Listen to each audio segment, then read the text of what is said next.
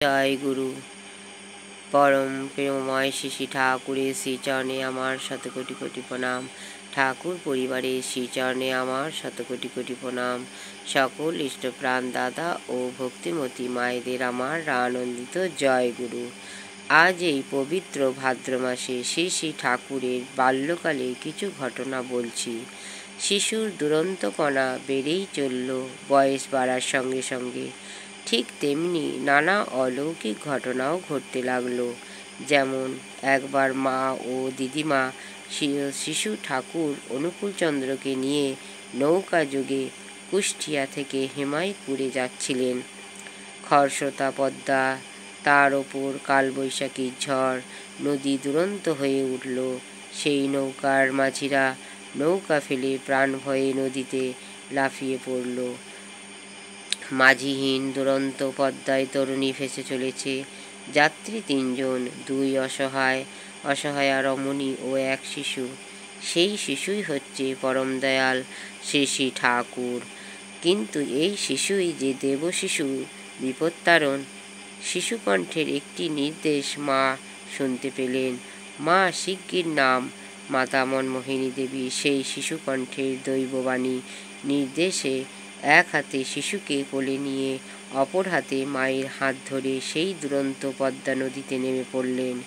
আশ্চর্যের বিষয়, যেখানে নামলেন সেখানে মাত্র হাঁটু জল। শ্রী শ্রী ঠাকুর অনুকূলচন্দ্রের একবার কঠিন অসুখ হয়েছিল। এক সন্ন্যাসী ভবিষ্যৎবাণী করেন, এ শিশুর মৃত্যু হবে না, এ সামান্য শিশু নয়। আরও একদিনের ঘটনা। সেদিন ছিল শীতের সকাল। বিদ্যালয়ের বেঞ্চের ওপর বসতে গিয়ে ঠান্ডা মতো মনে হলো ঠাকুরের। তিনি অন্যান্য বালকদের গায়ের কাপড় বিছিয়ে বসতে বললেন, কিন্তু কেউই রাজি হলো না। শ্রী শ্রী ঠাকুরের গায়ের কাপড় ছিল 20-25 টাকা দামের ভালো একটি শীতের কাপড়। তিনি নির্দ্বিধায় কাপড় লম্বা করে টুকরো করে কেটে কেটে সকলকে বেঞ্চের ওপরে পেতে দিলেন, যাতে তার সহপাঠী বন্ধুদের বসতে সুবিধা হয়। বাড়ি ফিরলে কাপড়ের খোঁজ পড়তে তিনি মাকে সব সত্যি কথা বলে দিলেন। ভীষণ বকাবকি করলেন মা।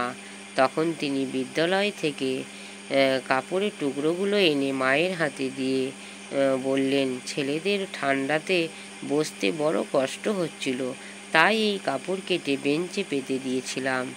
সহপাঠীদের প্রতি তার দরদি মনোভাবের পরিচয় পেয়ে সেদিন সকলে অবাক হয়ে গিয়েছিলেন। শুধু নিজের খেলার সাথী বা সহপাঠীদের নয়, কেউ কোনো বিপদে বা অসুবিধায় পড়লে তার দরদি মন অশান্ত হয়ে উঠত। তিনি মাঝে মধ্যে বাড়ির কাছাকাছি বাজিতপুর স্টিমার ঘাটে গিয়ে বসে থাকতেন। কোনো যাত্রীর কুলির অভাবে বিপদে পড়লে তিনি মালপত্র, গাঁটরি ইত্যাদি মাথায় করে বয়ে দিতেন, তাদের সাহায্য করতেন। তারা পয়সা দিতে চাইলে না নিয়ে ছুটে পালিয়ে যেতেন। একদিন এক ভদ্রলোকের ভীষণ ভারী গাঁটরি স্টিমারে উঠিয়ে দিতে গিয়ে যাত্রীর অসাবধানতায় কিছুটা ঘি পড়ে যায়। এই দেখে ভদ্রলোকটি শ্রী শ্রী ঠাকুরকে খুব বকাবকি গালিগালাজ করেন, কিন্তু ঠাকুর কিছু সাড়া দেয় না, চুপ করে থাকে। এই ছিল আমার ঠাকুর।